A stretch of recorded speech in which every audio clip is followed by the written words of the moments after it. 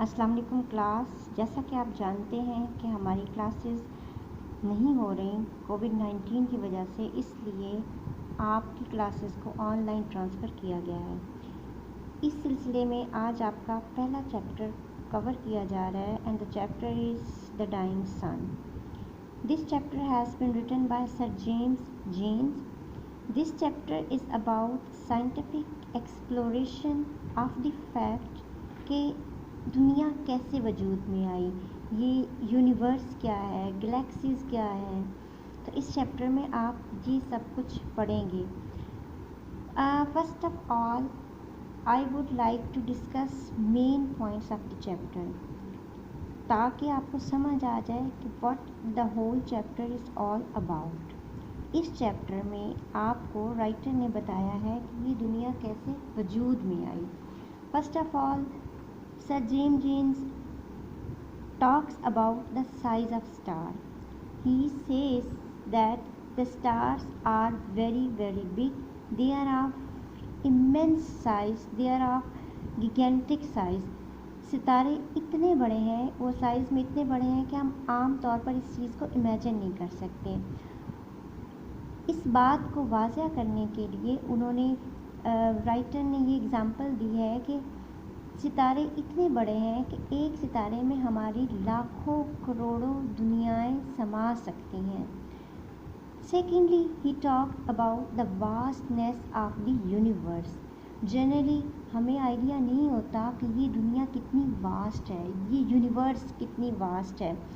तो इस चीज़ को एलेबोरेट करने के लिए उसने हमें ये बताया है कि ये दुनिया इतनी वास्ट है कि उसमें जो सितारे हैं, जो प्लैनेट्स हैं, they are as many as the grains of sands are on the sea शोर।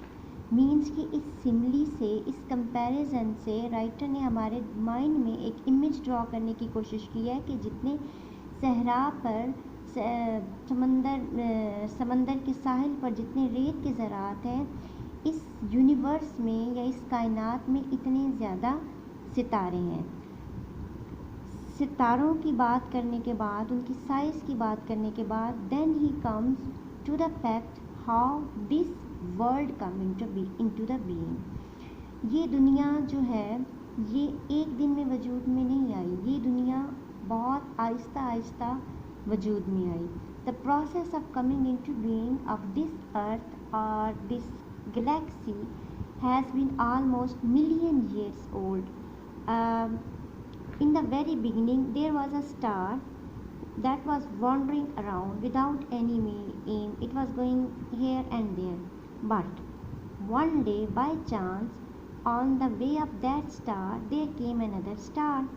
Then due to the tidal waves of the other star, that star, which is called sun, was attracted towards us. Since the sun was a big star and the other star was relatively smaller in the size, so छोटा सितारा जो है वो सन का कुछ भी नहीं कर सका, but it raised tidal waves on the surface of sun. तो एज सुन एज दूसरा स्टार सूरज के करीब आता गया, वो टाइडल वेव्स मज़ीद स्ट्रॉन्ग होती गईं और उन टाइडल वेव्स की स्ट्रेंथ की वजह से सूरज की सरफेस पे एक उभार आ गया। जैसे ही वो सितारा के नियर एंड नियर, दैट उभार, या उसको आप कह लें कि that mountain became higher and higher. As soon as that star came at the closest point, that mountain erupted. वो माउंटेन या वो जो उभार आया था वो फट गया। आफ्टर दैट इरप्शन उसके डिफरेंट पार्ट्स उसके अराउंड स्कैटर हो गए, उस स्पेस में आप कह लें या उस एरिया में स्कैटर हो गए। देन दोज ब्रोकन या torn parts started revolving around that star. अब वो जो टूटे हुए पार्ट्स थे, they became the planets of the star. In this way our solar system came into being.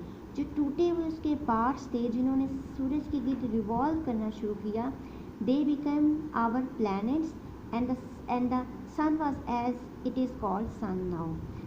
अब उसके जो रिवॉल्व करने के बाद उन्होंने रिवॉल्व करना जब शुरू कर दिया तो ये हमारा सोलर सिस्टम वजूद में आ गया। अब नेक्स्ट क्वेश्चन आता है कि distance between the stars. तो writer says that the distance between stars is so huge कि sometimes अगर हम इसके बारे में सोचें तो it gives us the feelings of loneliness. Why? Because if we imagine that if there is any other star or there is any other solar system in the universe like ours, we do not find anyone near as us due to certain reasons. Why? Because for the life to exist we need certain level of temperature at which human cells or cells of living being can survive. The other thing is we need a certain combination of gases which creates environment for us to breathe. Thirdly, we need water कि हमें ऐसा temperature चाहिए कि जिस पर चीज़ें liquid form में exist कर सकें. क्योंकि ऐसा इन्वायरमेंट या ऐसी सिचुएशन किसी और चीज़ पर इतने आराम से अवेलेबल नहीं है. दैट्स वाई ये फीलिंग्स हमें लोनलीनेस और खौफ का भी एहसास दिलाती है. सितारे एक दूसरे से बहुत दूर हैं, वो इतने दूर हैं कि दे रैंडमली या they very rarely come across each other. They do not come close to each other, therefore there is very rare chance that they can collide with each other. That's why it is very rare that two stars collide and there is chance of any collision between them. Then when the solar system came into being, then the question rose कि हमारी दुनिया कैसे being में आई. जब solar system के बाद उस different उसके जो पार्टिकल्स थे वो टूट कर अलग हो गए और सूरज के गिर्द इन्होंने रिवॉल्व करना शुरू कर दिया. तो with the passage of time they became cooler and cooler. और जब वो बहुत ठंडे हो गए, उनमें से एक हमारी ज़मीन थी, तो उस पर Aahista Aahista unicellular organisms develop होना शुरू हो गए. ये यूनिसेलुलर ऑर्गेनिज़म्स ने ख़ुद को अपने वजूद को बरकरार रखा. और ना सिर्फ अपने वजूद को बरकरार रखा, they also manage to procreate. Means कि उन्होंने फर्दर अपने यू कैन से प्रोजेंसी, अपने बच्चे उनके आगे उनकी नेक्स्ट जनरेशन डेवलप हुई. Next generation due to the evolution, due to the gradual change and due to the development change into multi cellular beings. और वो multi cellular beings due to the process of evolution ultimately became human beings after becoming different types of animals. In this way ज़मीन पर इंसानी ज़िंदगी की इब्तिदा हुई. Then the final points come कि why the universe is so frightening us for us. तो जैसे कि पहले मैं अर्ज़ कर चुकी हूँ कि दुनिया बहुत बड़ी है, ये यूनिवर्स बहुत बड़ी है. तो जब इंसान इसमें ये सोचता है कि who we are या is there anyone else existing like us, they don't find anyone like themselves. Such feelings of being unique, of being like no one else, of being so away from others makes us feel frightened. तो class, ये था हमारा आज का lesson. I have tried to make you understand all the points in the simplest English. But despite all these things, girls, I will strongly advise कि बेटा आपने text को ज़रूर पढ़ना है. Because there is no substitute for text reading.